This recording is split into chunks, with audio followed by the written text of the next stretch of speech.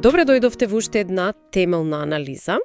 Денес навлегуваме во една, навистина чувствителна, но и неверојатно важна тема. Ке зборуваме за тоа како растењето во семејство со зависности или некаква дисфункција ги обликува нашите животи како возрастни. И низ разговорот ќе користиме неколку термини. Ќе ги спомнуваме ВДА, што е кратенка за возрастни деца на алкохоличари. И ВДД, односно возрастни деца од дисфункционални семејства. Точно. И нашата цел денес е да ја разбереме рамката за заздравување, позната како решението, и да го истражиме мокниот концепт на повторно родителствување или репарентинг. А она што е клучно можеби уште на самиот почеток е да се нагласи дека ова не е само поглед во минатото. Не е целта да копаме по стари рани. Не. Целта е да разбереме како тоа минато живее во нас, ама денес, сега. Како влијае на нашите врски, на нашата самодоверба, на одлуките што ги носиме секој ден. Тоа е еден вид емоционално наследство, кое ако не го освестиме, едноставно продолжува да го пишува сценариото на нашиот живот. Во ред, ајде да го отпакуваме ова. Да почнеме со она што се нарекува проблемот. Кога зборуваме за возрастни деца од дисфункционални семејства, кои се тие заеднички карактеристики? Прво се спомнува едно длабоко чувство на изолација. Точно. Тоа е она чувство како да си на забава каде што сите го знаат танцот, а ти не, ти стоиш од страна. Се чувствуваш непријатно. Многу, особено во присуство на авторитети, бидејќи во детството авторитетите често биле непредвидливи или застрашувачки. И од таа непријатност се раѓа еден механизам, нели? Стануваш личност која постојано им угодува на другите. Да, тоа е класичен механизам за преживување. Знаеш како кога колегата ќе те замоли да останеш подолго, иако имаш планови, и ти веднаш велиш да, само за да нема конфликт. Токму тој момент. И потоа се лутиш на себе си. Постојано ги сканираш другите што им треба, што очекуваат. А целосно забораваш да се прашаш, а што сакам јас? Точно. И по некое време одговорот на тоа прашање едноставно исчезнува. Го губиш сопствениот идентитет во тој процес. И како последица претпоставувам секоја критика ја доживуваш како напад, како доказ дека не вредиш. Секако. Има и една чудна комбинација. Од една страна живееш како жртва, а од друга имаш претерано чувство на одговорност за сите други. Како тоа оди заедно? Тоа е еден од најголемите парадокси. Значи се чувствуваш немоќно да си го смениш животот, ама истовремено мислиш дека си одговорен за среќата на партнерот, за проблемите на мајка ти, за расположението на шефот. Значи тоа не се случајни карактеристики? Не, никако. Тие се директни симптоми на она што се нарекува семејна болест. Алкохолизмот, дисфункцијата, таа го инфицира целиот систем, не само една личност. А другите стануваат? Стануваат ко жртви. Ги абсорбираат карактеристиките на болеста. Иако можеби немаат зависност, ја живеат психологијата на таа зависност. Токму така. Затоа често ја мешаат љубовта со сожалување. Ги привлекуваат хаотични врски. Не затоа што се мазохисти, туку затоа што тоа им е познато. Тоа е нивната нормалност од детството. И ова не води до една клучна разлика. Наместо да бидеме активни креатори на животот, стануваме реактивни. Реактивни. Што значи тоа во пракса, во секојдневието? Замисли си дека животот е флипер. Да се биде реактивен значи да си топчето. Само одскокнуваш од една ситуација на друга, од една туѓа емоција на следна. Без вистинска контрола. Без никаква контрола. Животот ти се случува на тебе, наместо ти да го живееш. Постојано си во одбрамбен став, чекаш од некаде да дојде удар. Знаеш, најдов на еден цитат кој совршено го опишува ова. Вели: морав повторно да ги научам дефиниции за зборови како љубов, среќа, помош и простување. Ги научив од луди, токсични луѓе и тие погрешни дефиниции ми беа залепени како паразити. Моќно е. И го допира јадрото. Не се работи само за надворешно однесување. Се работи за длабок, внатрешен конфликт. Внатрешен конфликт. Да, замисли го вака. Во секој од нас постои едно ранено внатрешно дете. Тоа ги носи сите стравови и повреди од минатото. А покрај него? Покрај него седи еден многу строг и интернализиран критички родител.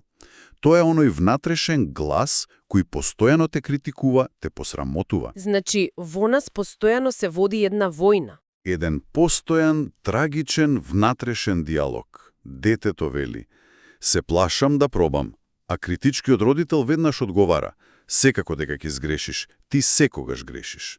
И тој диалог ги обликува нашите реакции на се што се случува денес. Токму така. Реагираме на сегашноста како се уште да сме во опасност, како се уште да сме во минатото. Ова е навистина тешка слика, звучи истрпувачки. И нормално се поставува прашањето: ако ова е проблемот, добро, кој е излезот? Токму тоа е следното поглавје. Тука доаѓаме до централната идеја на програмата ВДА-ВДД. Она што тие го нарекуваат решението. И кој е тоа? Решението е, неверојатно едноставно во формулацијата, ама револуционерно во примената. Гласи: да станеш свој собствен грижлив родител. Чекај, тоа звучи малку абстрактно. Како некој може да биде собствен родител, ако можеби никогаш не видел добар пример за тоа? Одлично прашање. Тоа е суштината. Не се работи за тоа преку ноќ да станеш совршен родител. Првиот чекор е промена на перспективата. Во која смисла? Не е вежба за обвинување на биолошките родители. Напротив, се работи за тоа да ги ослободиме од таа улога. Да ги прифатиме како инструменти за нашето доаѓање на овој свет. Луѓе кои веројатно направиле најдобро што знаеле. Значи, престануваме да чекаме нешто од нив што можеби не можат да го дадат. Токму така. И преземаме одговорност за собственото емоционално добро денес. Во оваа филозофија, вистинскиот родител е една виша сила, како и да ја разбираме. Универзумот, природата, група за поддршка. Да, нешто поголемо од нас, што го нуди патот. За многуми на тоа се 12-тете чекори, например.